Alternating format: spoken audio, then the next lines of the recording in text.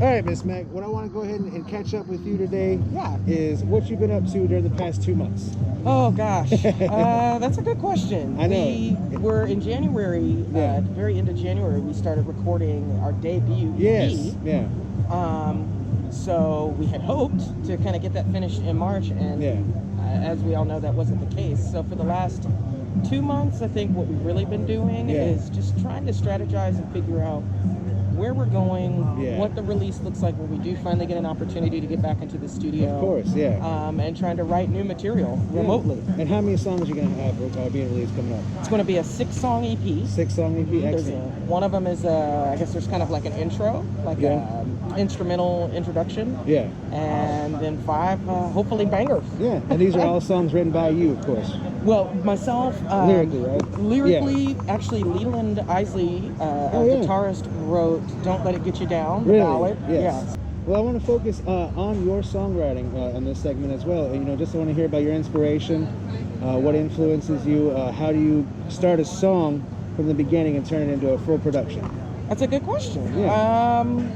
My inspiration, if I'm going to be honest, is anger is the emotion that I've been pulling from. I'm new to songwriting, I'm new to singing, and so right now that's the only emotion I'm able to tap into. Really? Okay. Ironically, the band is called The Daddies. Yes, Miss Mack and the Daddies, excellent band. Yeah. So I tried to kind of tackle some of my daddy issues, of course, if you will. Yeah. And so basically what happens is I kind of write the lyrics. It takes me a long time because I'm inexperienced. I will then kind of sing the melody, shoot that over to Leland and Lauren, the guitarist and bassist. Lauren Madrid. Lauren Madrid. Bass player, yeah. Oh my God, the best. Love you, Lauren.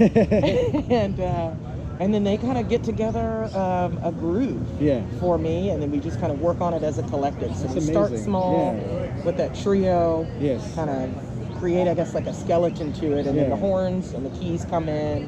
So you're utilizing your strengths in a little group as well to help create songs. I find that's hard to find, and when you find the right group, you can make some magic. I mean, these guys are really talented. Yes. I think they believe in my talent. Yeah. They have a lot more experience than I have. Gotcha. And so it doesn't make sense for me not to tap into their strengths. Yeah. And as far as performing with the live band, tell me, how long have you been performing with the live band now? It's exactly 3 years. The first live performance I opened for you, that was April 30th of 2017. What was that, at Dirty Dog? Dirty Dog Yes, Bar. that's right. And my good friend Tammy called me and she said, hey, are you guys ready? And I was like, no, we're not. We're not ready, but I think we better get to it. So just give me a little quick brief build up. What was your steps to get to that moment where you were on stage performing live with the band? Let's see. So for, I think 2 years before actually getting the band together, I was hosting karaoke. Oh, okay. Where at? Everywhere. I was just doing like a relief work. So multiple places. Yeah, I was going around doing relief work, giddy ups. Did you have to bring the gear, or was the gear already there? The gear was already there for one company. So I was working for like 3 companies. And just as an independent contractor. That's awesome, and they taught me the software, and I realized I was an entertainer. Yeah.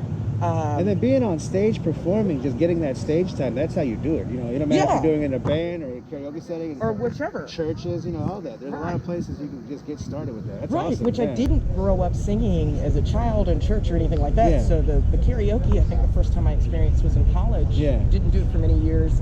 Found a girlfriend who was like, hey, I'm going to karaoke. And I was like, oh, yeah, I remember loving this. Yeah, that's what's up. So you made your first performance at Dirty Dog. Tell me about your most terrifying performance you had in those first 2 years of performing. It probably was that first one. That's what I was going to get at. Everything that could have gone wrong went wrong. Jerron at the time was playing keys for us. Jerron, Jerron Marshall, he's now playing with the Black Pumas. Name dropping here. Oh my God. They're like, I mean, we got to give love to everybody in Austin, For real, they really did incredible. And Jerron's playing with all the great bands. My God. I mean, he's touched in with everybody. It's certainly, amazing. Certainly. But he forgot his adapter for his keyboard. I've been there. And the very first song we were going to do started with a key solo. Nice. So he looks at me and he says, Mac, my adapter's in the car, and he had parked so far away, and I just looked at him and I said, what can I do to help? Yeah. You know, I don't know how, Right. like as nervous as I was, what can I do to help? And so he went off and he got it, and we just decided to have the trumpeter open up with a solo. Nice. Yeah. I pulled my mic cable out of my mic no less than 10 times in the first 5 minutes. So basically everything that could have went wrong went wrong. And I this was nervous as all get out. No, I remember that. I just remember you had a very powerful performance, and I was like, "What is this woman doing in Dirty Dog?" No offense to Dirty Dog, that's a heavy metal rock and roll, you know, hard rock. Heck yeah. But Miss Mack just brought so much energy and funk. Like, it was amazing. And so I remember when we got you over to the Skylark, I was doing a Thursday night show. Yeah. And I was like, "Please come sing a song." And we found footage just recently. Hopefully we can find it and share the link as well. Oh, I know. Yeah, Well, yeah, yeah. that first Thursday night you performing at the Skylark, so I want to make sure I hold on to that video. Heck yeah. That was a because now you have fourth Friday, right, at Skylark? Yeah, we do the fourth Friday out at Skylark. We did a couple of Saturdays. Yeah, just here fill in and there. Yeah. If they needed us to fill in, and things really grew from the Skylark. That's what I feel about for my journey as well. So tell me about your experiences with the Skylark, though. It has been a launching pad. Yeah. I mean, it has really been a place where I feel comfort. Yes. I feel like I can experiment. Yeah. I feel like the people that come to the shows understand what we're going to be doing and give us a pass on, okay, I don't know, this thing she did is a little crazy, you know, but like we're going to accept it, and it's really just been kind of like an incubator. Yeah. It's been an incubator for us. I love it there. And then you see a lot of artists like yourself who's grown there, Brian Scartosi's grown over there. Absolutely. And then you have Soul Man Sam who's been holding it down. That's right. Birdleg, who I was with last week, is holding it down. You have, you know, I've played there with everybody from Jawbo and the Old Dogs, Matthew Robinson, Eastside, Blue Syndicate. Nice. I mean, for me, it is home, you know, and I'm glad. It's home. It feels like home. Yeah. It really feels like Your home. pictures on the wall. Our pictures are on the wall. It's Scott. true. I know. Well, and what was so crazy about it, we're grateful for it. Yes. I mean, I don't know that we would have gotten to the point where we are now if we didn't have a space like that. Yeah. With the love, the support, Yeah. and just an opportunity. I want to talk about your biggest show you played to date. Oh my God. And I know we were sitting here and people have talked about it, just Miss Mack hanging out in this public, and people know that's Miss Mack from Miss Mack and the Daddies, opening up for the one and only legendary band Kool and the Gang at the ACL Moody Theater. Insanity. And this was right before everything shut down, so it was nice to go out on a high note, really. Yeah, no doubt. So please tell me about it, your experiences with it, what you learned from it. Oh man, just everything about it. That Jeez, was the that's biggest amazing, stage we've ever had an opportunity to play. You know, like we said, Skylark is home. Oh yeah. And it's this small, really intimate, kind of tight-knit space on the stage. Yeah. Moody Theater is 100 times that size. Yeah. So definitely one of the things I learned watching back would be to be more free. Gotcha. It's almost as if I have been trained to kind of stay contained. Yeah. And so that was one of the things that I really wished I had done differently. Yeah. We got to sit side stage after amazing, we finished our 45-minute set, and we're watching Kool and the Gang. And I'm just energy. watching all the oh my so much God. just coming out of those the walls, just everywhere, off of every inch of the stage. Yes, and so it was a good lesson and a reminder. Like, oh yeah, spread out. Yeah, you know, like use that whole and that's something for me. I've only been on a few stages that are that big. It's weird. Yeah. You know, I like the little. I mean, I like to turn my back to the audience, these little rooms. But no, yeah, there's so much. For sure. It's Yeah, so tell me about that though, seeing the big stage in comparison to the little stage and the work it took that you put in as a black woman in Austin, Texas. Yeah. Which is very hard. It's tough. No, I understand. And, as a male, I get some bonus and some benefits as well in the business. For sure. But I know, so for you to achieve such a great gig, tell me about the work that you put in. I want to hear about that, your journey on that. I mean, we can't discredit, you have essentially helped me build a big part of the city. Yeah, well, I just want to shine the light on you. You know what I mean? You gave me the space to do it, and I think once I got a hold of that space, like you said, it was incorporating those really talented musicians who believed in my talent, were also just as talented. A lot of sleepless nights. Yeah. A lot of tears. Yes. I think a lot of misunderstanding of, why can't I play here and why haven't we moved further along at the point that we're at. Yeah. But the way that it came about is so beautiful. Cherie Smith, Sugary Soul and the Cold Sweat, got her residency back at C-Boys again, and she reached out to me and she said, hey, would you like to open for us? And I was like, oh my God. Like, C-Boys, another great venue down in South Congress. I said, we would love to play C-Boys. We really had to kind of get to it. And so we put in a lot of work, and it just so happened that there was a talent buyer from ACL Live who happened to be at one of those shows. That's how it works, where we had that kind of energy. So like, you've really expanded, you've built a great reputation as a lead, you know, as a band leader. You know, and having a reputation in this town, really, you have to take care of it and cultivate it. And really, one thing that Mack brings is honesty, and she brings the truth. Sometimes too much truth. Well, there's that. No, I know. But hey, you know what? It's your journey, and you have to speak up for yourself. For sure. I've been really, I'm really passionate about that. That's fine. You know, I had a vision from the very beginning, even though it's in a sense it was kind of accidental that this whole thing started. I've always had a vision. I've always adhered to that. This for me is my vehicle of expression as a black woman. Because my voice is often silenced. Well, especially in this town, you know, you see it, and the population of the African American community has dwindled down to 8% in Austin, Texas, as of 2020. Right. You know. So imagine what percentage of those persons are even artists. You know, and then have and so really we're at a point where we are. You know, we need to grab on and hold and lift up and shine a light on, you know, our strong artists, but especially our black African American community as well. For sure. I made a post the other day that said, you know, if you can dance to our rhythm, why can't you understand our blues? And I see we have built societies and organizations. Millions of dollars have been exchanged amongst people based upon the music that was written by African Americans. Period. You know, I mean, the black folk that has contributed so much to our music, rock and roll history, jazz, everything. Country music all as of well. it. Absolutely. You don't see the message from like the National Blues Foundation. You don't see it. You don't see it from the small podunk towns, you know, blues societies, because they are ingrained in that we want to keep everybody happy. But this is an issue that it's not about that. It's not. If you play this music, if you jam to this music, if you listen to rap music and you can't fight for these rights and understand the struggles of people, that's right. Then get the heck out of here. No, seriously. And I mean, you know, it's something I've been thinking about. Like, for a long time, I felt like perhaps the music was a safe space, but it is not exempt.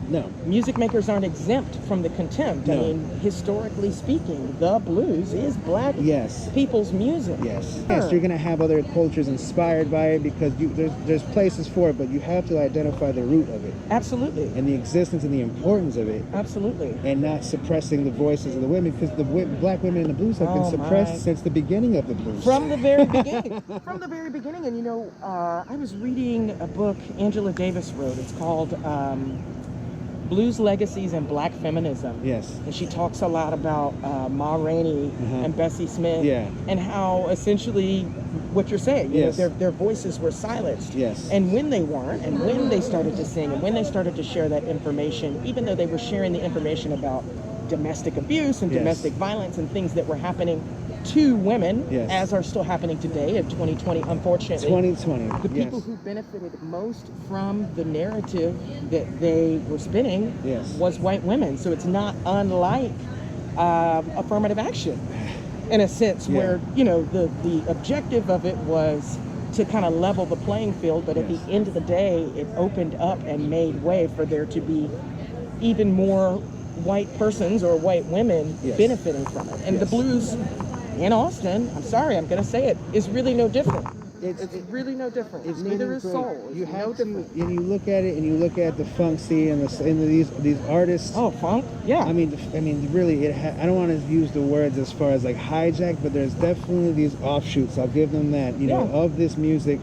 You know, and I feel for me, and this is my only personal opinion on the matter, is that people want to identify with the people they see on stage, or they want to take that energy, take that power, you know, and utilize it for themselves, you know, as an uplifting artist or whatever. They want to take something from that. You know, so I think that there is that. They put these people up, you know, and I think there's not enough representation of the African American artists in this town because of that, because the supporters, you know, the people who are throwing these big gobs of money, you know, they come from a certain zip code in Austin. Well, and that's absolutely true. We're not saying that those artists aren't talented. Yeah, I'm not that. No. What I am saying though is that they have the light shined on them. They do. Yeah. They definitely have the light shined on them, and I think a big part of it, and what we're not talking about, and what you don't hear people saying, is because of, like you said, the audiences and the supporters are coming from a particular zip code, and these venue owners. I guess it's really in the best interest of their business to make those patrons comfortable. I get that, and it isn't necessarily comfortable, even though the music is authentic, and I'm representing exactly what the blues or exactly what the soul is. I'm not going to call it clubs, but that's how you get $6 well drinks too, is because they want to cater to a certain demographic of people. Absolutely. So there is a fine line. And business owners, you know, in Austin, they vary. You know, you have your people who are straight business. They don't care about any politics, no demographics. They look at money. That's right. And are you I going to that, return you know, on our investment? You know, is this a return on investment? Oh yeah, of course. For sure. So just to kind of let's talk about a couple more subjects here before we wrap up the day's conversation, Mac. One thing I want to talk about: we spoke about Sea Boys, we spoke about Skylark Lounge. We've talked about the ACL Movie Theater, actually. What are some venues outside of the Austin area that you've played, and what areas you want to focus on? So far, the only place that we have gone consistently, or would have gone consistently, had COVID not hit, is a bar in San Antonio called Luna. Excellent, lovely. My God, Marcos is a great guy, great venue, really nice space, grown and sexy. You know, it's kind of how I would describe it. He says he's bringing swanky back. I love that. San Antonio I would live there. And I love Houston, Dallas, all of it, but San Antonio has my heart. Best food. Right. I definitely I can agree with you. San Antonio has the best Mexican food, really, When we went the last time, we definitely made sure to stop at a Mexican restaurant. I think Houston, Dallas would definitely be some target areas. Who'd you perform with at the Continental Club in Houston? I went with Tomar and the FCs. Excellent. I sure did. Well, I went down there to the Houston Continental Club. Houston is definitely a place I think we'd like to be. Dallas, of course. I love that. Just from a kind of a regional standpoint. Excellent. New Orleans would be something I'd love to entertain. And that's a day's drive. That's make doable. I love, and for me, in my mindset, regionally is all I think about. You know, just because of logistics like that. For sure. It's expensive. For sure. I know you got a chance to perform overseas. I've been over there 3 times, and one time I played over at the Pueblos Blancos Festival 2019. I was able to have a band, my Spanish band, Ornelas, Miguel, Pablo, Charlie. They really, we played with them. We had Mack perform with us. So, and this was your first experience playing overseas. I know you come from a military background, so you've seen a lot of the world. Right. But to perform over there, oh my God. Please just explain it, because I know my feelings about it, but I want to hear your take. I have never felt more appreciated. Yes. I've never felt more appreciated. It almost seems like art and music as a part of the culture when it comes to Europe is viewed through a different lens than we view it here through in America. Yes. It was exhilarating in that sense. You know, I was singing in English. I don't speak any Spanish. They may not have understood me, but the fact that they could still appreciate it and were grateful for us to be there is amazing. I have always, from the beginning, had a 5-step plan. Step 1 is build a stellar band. I'm still working on that. Basically, you're 90% there. You're right. Step 2 is achieve local notoriety. We're working on that. You're doing all the things for that. Yes, amazing. 3 is tour locally. Yes. 4, tour globally.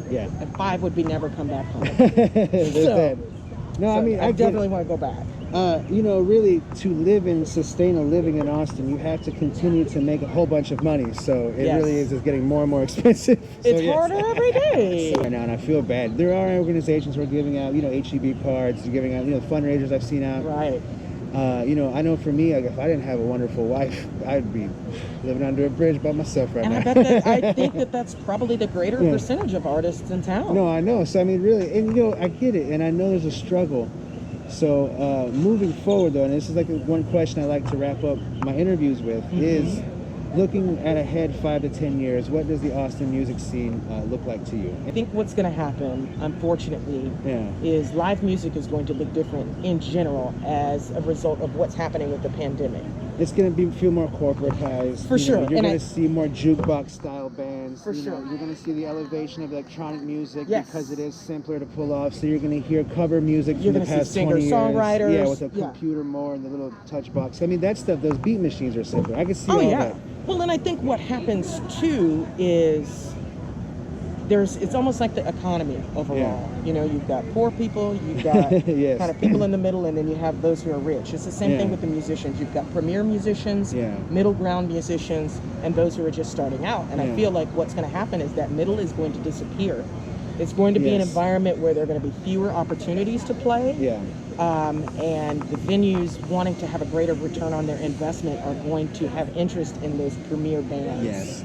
And I see it specifically as because this town, you know, I know people are fighting it and they're arguing. It's not, but it is a tourist trap. It is a giant cruise ship. People come here to hang out. They come here to go hang out at the bars. Let's go down to 6th Street, you know. That's right.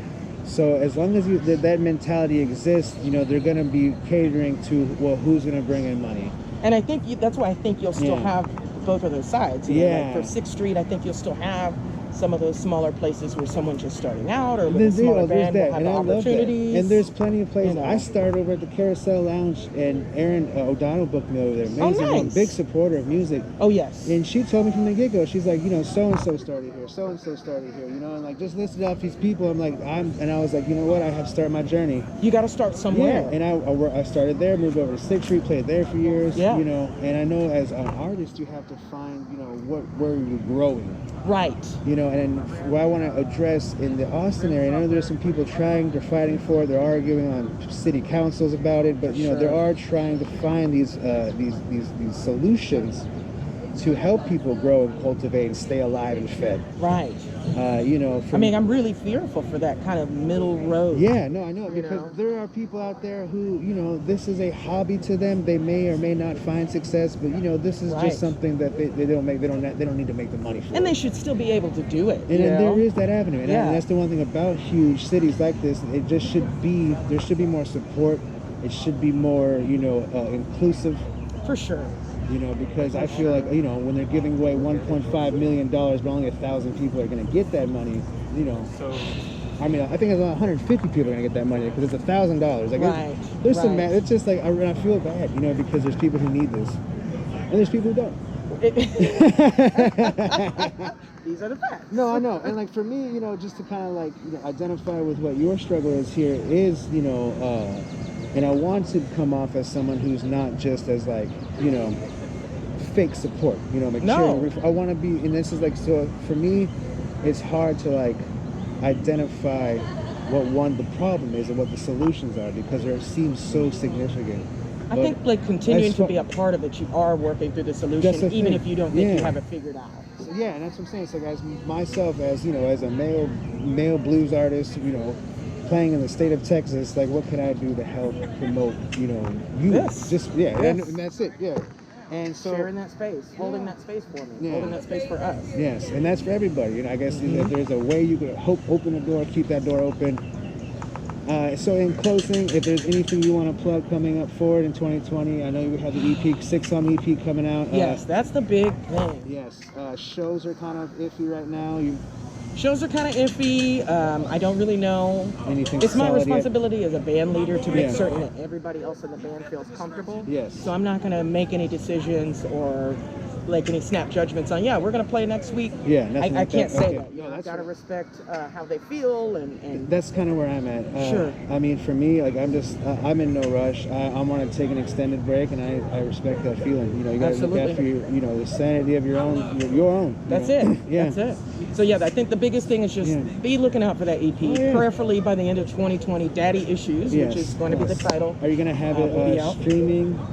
I think we're just going to start with physical copies. You know, just physical copies. The band has been so grassroots from the beginning. I feel like I owe it to the people who have been supporting us to allow them an opportunity first to consume that music and really give us an idea if we're on the right path. Yes. Are we even doing this right? No, I love that. You want to have that. You want to have that guerrilla, you know, aspect of Absolutely. it. I love that idea, especially you know, 6 songs. So it's an EP. You know? It's a 6-song EP. I want to be able to, you know, give that to the people who really have been coming out to support us from the beginning. Or maybe you just recently found us. Get it on some radio stations. I know that Coach coach down in Wembley. He's an excellent He supporter. would be, Yeah. I'm sure, more than happy to play that for us. And we're excited to have it. Yes, I love that. We can't wait. I mean, I feel like I've been waiting all my life. So and then, that's the big thing. And then also, one thing we want to talk about before we do shut this off, there is an album right now that is the #1 blues trending album right now on Apple Tunes. And Miss Mack had the opportunity to I did some background vocals. You tell me all about this. I'm gonna mess it all up. Go ahead. Ruthie Foster, live at the Paramount. Yeah, I did some background vocals. Yes. Again, Cherie, Yes. who I really consider to be a mentor as well. Yeah. Called me up and said, hey, you know. Was this at the Paramount? This is at the Paramount So Theater. you've done the Paramount, the ACL. Paramount, I mean, really, ACL you're knocking them all out.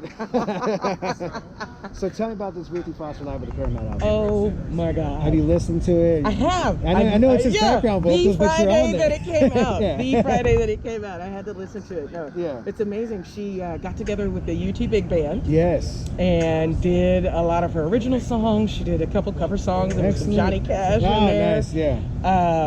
It was one hell of an opportunity. Amazing, Ruthie yeah. Foster is talented. She Sweet, is. I heard she stopped by at the Skylark that one night. I know, like blew my mind. She blew my mind. I mean, it's not every day. Like, oh, Ruthie Foster's here. Yeah, you know, just RF. Just Ruthie. Yeah, no, Yeah.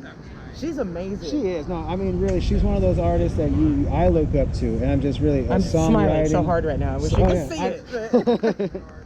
No, that's amazing. So you've had some wonderful opportunities. I have. And that's the thing, you know, and Austin, it has these opportunities. That's why we love this town so much. We want to see it grow. For sure. We want to see it be more inclusive, you know, and we want to be there to help out, you know, and that's the thing. I put myself out there. If anybody ever asks me to do anything to help this community, I will be there. Harold McMillan, we're here at the wonderful Kenny Durham's backyard because people like Harold. Harold asked me to do anything, I'll jump and I'll do it. That's right. Yeah, Harold has actually sat in to be one of the daddies. Yeah, played bass for us. Yeah.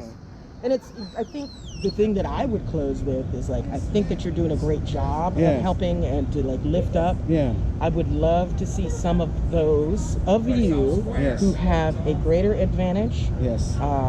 Perhaps a privilege that is not afforded those of us of color, black women, black men, brown women, brown men.